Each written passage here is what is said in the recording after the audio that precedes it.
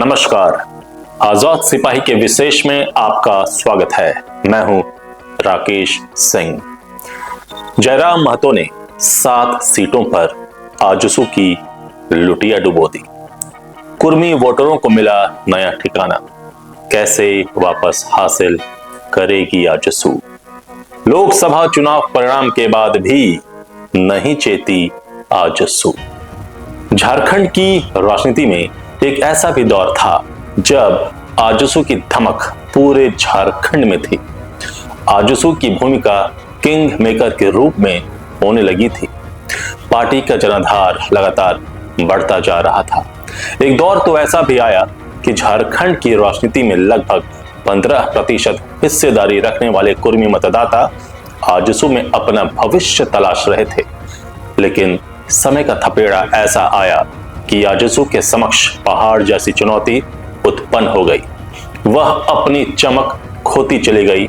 वह खुद को मौजूदा राजनीति के हिसाब से अपने को ढाल नहीं पाई। एक ऐसा भी दौर था जब आजसू अपनी उग्र राजनीति के लिए जानी जाती थी।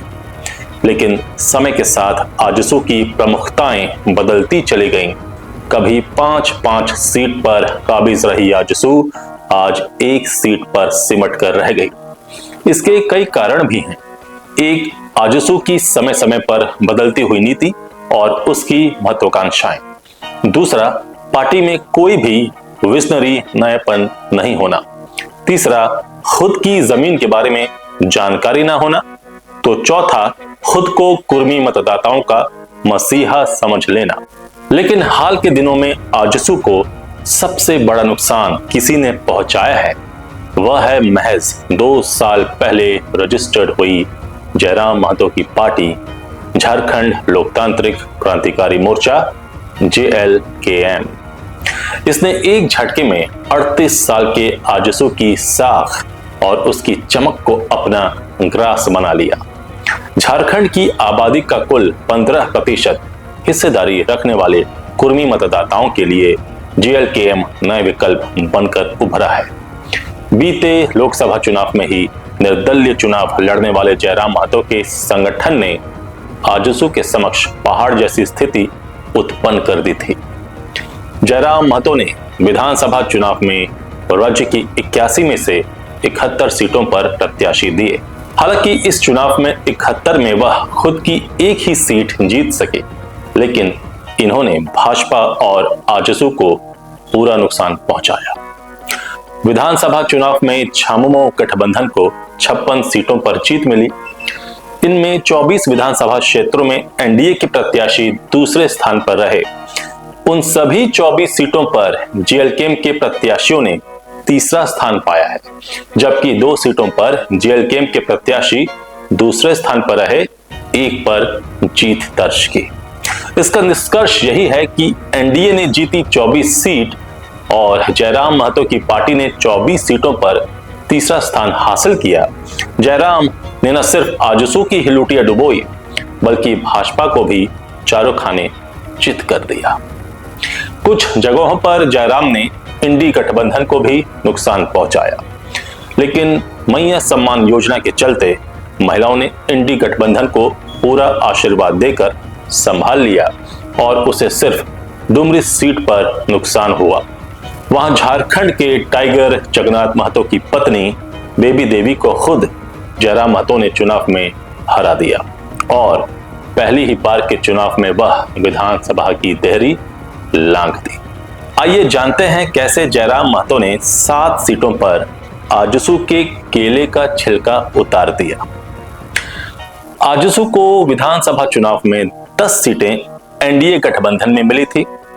जयराम महतो की JLKM ने उस 10 में से 7 सीटों पर आजसू के केले का छिलका उतार दिया, यानी आजसू की जमीन में पूरी तरह सेंधमारी कर दी।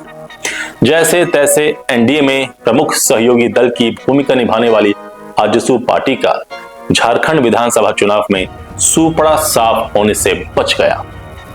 मांडू से निर्मल महतो ने मात्र 231 मतों से जीत दर्ज कर पार्टी की इज्जत बचा ली। हाल के वर्षों में यह पहला मौका होगा जब झारखंड विधानसभा चुनाव में आजसू पार्टी का महज एक ही विधायक होगा।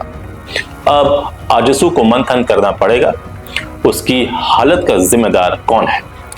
आखिर क्यों समय पर आजसू खुद को संभाल नहीं पाई? आखिर क्यों आजसू अपने प्रतिद्वंदियों को हल्के में ले रही थी? आखिर क्यों आजसू अपने मतदाताओं से दूर होती चली गई? आखिर आजसू से दूसरे दलों में जाते ही क्यों जीत रहे हैं प्रत्याशी?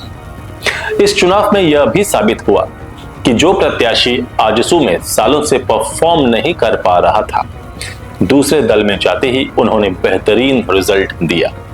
यानी आजसू को यह सोचना होगा कि उससे कहां गलती हो रही है, आखिर उसकी नीतियों में कहां गड़बड़ी हो रही है, जिससे उसकी साख लगातार गिरती जा रही है। और दूसरी तरफ वही प्रत्याशी दूसरे दलों में जाते ही जीत रहे हैं।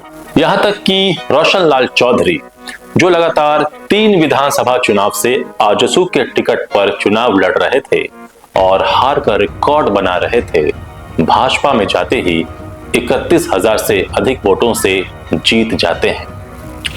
उमाकांत रजक को ही ले लीजिए, वह भी 2 बार से आजसू में हार का रिकॉर्ड बना रहे थे, लेकिन जैसे ही उन्होंने दल बदला और झामुमो में शामिल हुए, वह 33,000 से अधिक वोटों से जीत दर्ज करते हैं। उन्होंने भाजपा के नेता प्रतिपक्ष अमर बावरी को धूल चटा दी। वहीं सिमरिया में मनोज चंद्रा को आजसू ने पार्टी विरोधी गतिविधियों के आरोप में पार्टी से निष्कासित कर दिया था। वहीं मनोज चंद्रा ने झामुमो के टिकट पर जब चुनाव लड़ा तो 1,07,000 से अधिक वोट लाते हैं। भले वह भाजपा प्रत्याशी से 4,000 वोटों से पिछड़ जाते हैं, लेकिन उन्होंने भी दिखा दिया कि उनकी क्षमता क्या है। सुदेश महतो को उसी सुदेश को सामने लाना होगा जिसके बल पर वह पहली बार विधायक बने थे। जयराम महतो की पार्टी जेएलकेएम ने आजसू के कोटे में आई 10 में से 7 सीटों पर गहरी चोट पहुंचाई। सिल्ली, रामगढ़, गोमिया, ईचागढ़, डुमरी, जुगसलाई और मांडू।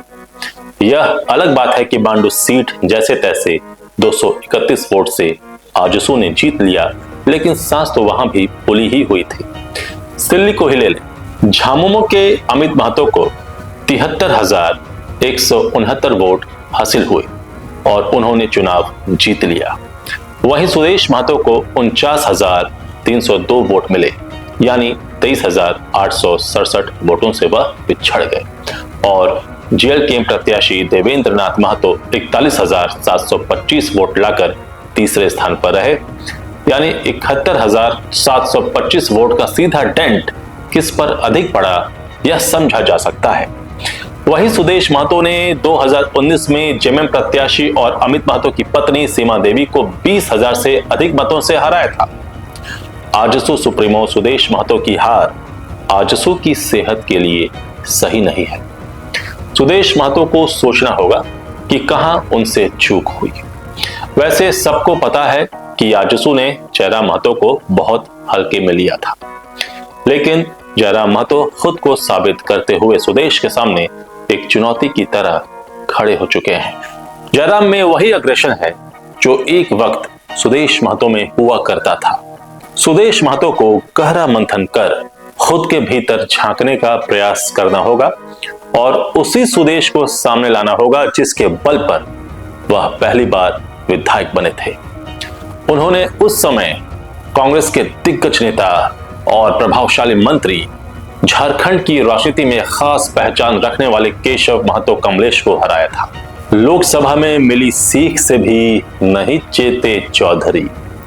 रामगढ़ सीट को ही ले लिया जाए, जेएलकेएम ने वहां भी बुरी तरह आजसू को नुकसान पहुंचाया है। रामगढ़ की जंग में कांग्रेस प्रत्याशी ममता देवी को 89,818 वोट मिले। वहीं चंद्र प्रकाश चौधरी की पत्नी और आजसू प्रत्याशी सुनीता चौधरी को 83,028 वोट मिले, यानी 6,790 वोटों से वह हार गई।